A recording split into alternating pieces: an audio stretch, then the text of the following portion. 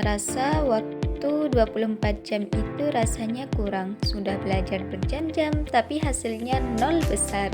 Atau malah sebaliknya, terlalu banyak istirahat tapi malah keteteran.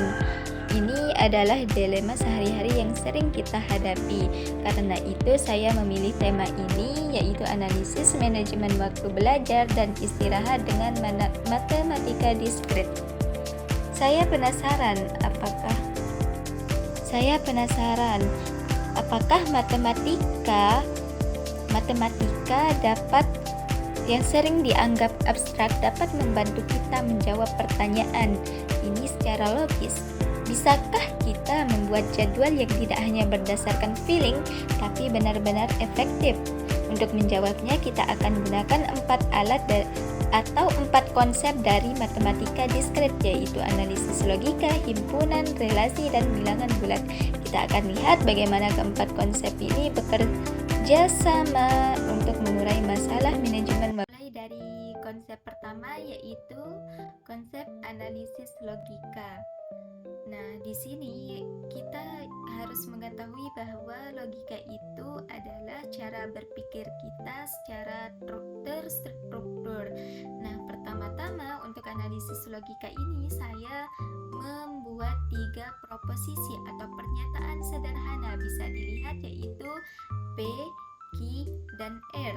Nah, dari proposisi ini saya dapat membentuk 3 hipotesis beserta logikanya, yang dimana contohnya yang pertama yaitu jika siswa mengatur waktu belajar dan memiliki waktu istirahat yang cukup, maka hasil belajarnya baik. Nah, untuk pernyataan yang ini dapat dibentuk ke dalam bentuk logika, yaitu jika P konjungsi Q, maka R atau implikasi R. Kita akan menentukan nilai kebenaran, tabel kebenaran, dan konvers, invers, dan kontraposisi, yang dimana konvers tersebut merupakan kebalikan dari proposisi tadi yang implikasi pada slide pertama. Nah, yang invers ini merupakan negasi dari proposisi yang diubah menjadi bentuk logika pada slide pertama, dan kontraposisi ini merupakan kebalikan dan negasinya. Nah, selanjutnya kita masukkan kita tentukan nilai kebenarannya dalam tabel kebenaran. Nah, dari tabel kebenaran tersebut, artinya pernyataan salah hanya jika siswa mengatur waktu belajar dan memiliki waktu istirahat yang cukup tapi nilainya jelek. Dalam kehidupan nyata, ini bisa terjadi kalau siswa tidak konsisten memanage waktu istirahat dan belajarnya. Nah, pernyataan kontraposisi mempunyai nilai kebenaran dengan pernyataan aslinya, yang dimana pernyataan aslinya tadi jika P konjungsi dengan Q, maka R atau implikasi R. Sedangkan yang kontraposisi jika negasi R implikasi atau maka P konjungsi dengan Q, yang dimana pernyataan dari pernyataan aslinya ini yaitu jika siswa mengatur waktu belajar dan memiliki waktu istirahat yang cukup, maka hasil belajarnya baik. Sedangkan yang negasi R, yang kontraposisi ini, jika hasil belajarnya buruk, maka siswa tidak mengatur waktu belajar dan tidak memiliki waktu istirahat yang cukup. Analisis himpunan, yang dimana pada analisis himpunan, nah kita pahami dulu apa itu himpunan. Jadi himpunan itu merupakan kumpulan objek-objek yang memiliki kesamaan. Contohnya seperti ini. Di sini saya membuat 3 himpunan, yaitu ini objeknya dan ini mereka mempunyai kesamaan. Ada himpunan A siswa yang memiliki belajar terstruktur, himpunan B siswa yang melakukan yang cukup istirahat, dan himpunan C siswa dengan nilai tinggi. Nah, pertanyaannya adalah bagaimana hubungan antara ketiga himpunan ini? Nah, di sini pada hubungan ini berperanlah diagram Venn yang di sini. Maksudnya yaitu pada daerah A berisi siswa, untuk yang daerah A saja ya, berisi siswa yang hanya belajar terstruktur tetapi tidak termasuk ke dalam B dan C. Jadi di sini hanya ada Nela seharusnya ya. Ini kan himpunan A-nya yang ini.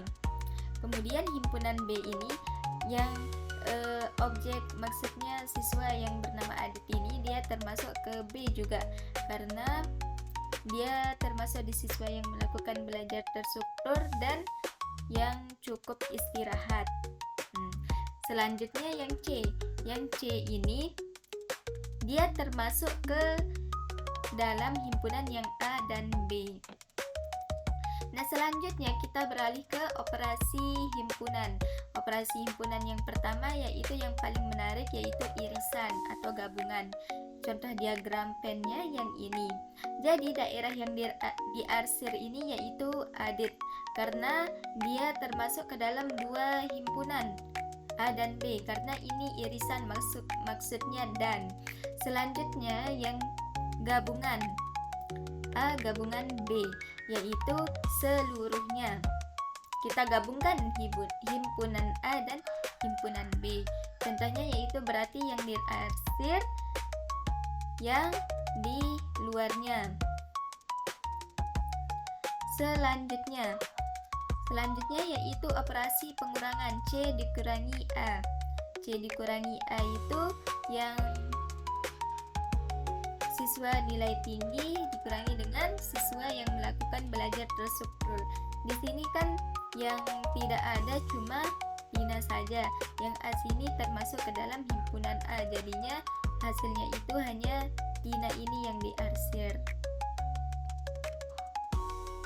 Oke, langsung saja kita ke analisis relasi atau hubungan. Di sini di relasi saya membentuk dua relasi. Yang pertama saya membuat dua himpunan dengan dua kategori yaitu waktu belajar dan tingkat konsentrasi. Jadi relasinya yaitu waktu belajar yang mendukung konsentrasi tinggi dengan R sama dengan 60,5, 90,4 dan 120,3. Nah, di sini kita dapat menentukan sifat relasinya. Sifatnya tidak refleksif karena tidak memenuhi syarat yaitu A, A elemen R, tidak simetris karena tidak memenuhi syarat juga karena A, B, A elemen R itu syaratnya, tetapi ini kan tidak ada jadinya tidak memenuhi. Dan transitif itu dia berantai, tapi di sini tidak ada yang A, B terus B, C. Nah, pada relasi dua ini saya membuat dua himpunannya, yang himpunan A durasi belajar dan himpunan B durasi istirahat dan dalam bentuk menit dua-duanya. Jadi relasinya waktu belajar yang memerlukan istirahat seimbang agar tetap fokus. Nah, di sini kita akan menentukan sifat relasinya. Di sini dia tidak refleksif karena tidak memenuhi syarat A, elemen R.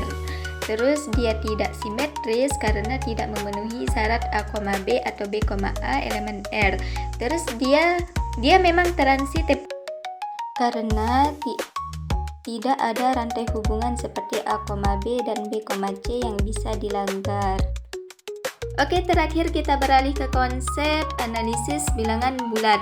Nah, di sini kita turun ke aplikasi yang paling nyata yaitu mengatur jadwal dengan bilangan bulat dengan permasalahan seorang siswa belajar intensif setiap 2 hari sekali dan beristirahat penuh setiap 3 hari sekali. Nah, pertanyaannya kapan dua kegiatan ini dapat jatuh pada hari yang sama? Nah, ini merupakan soal KPK ya teman-teman. Jadi, kita harus mencari KPK dari 2, dan 3.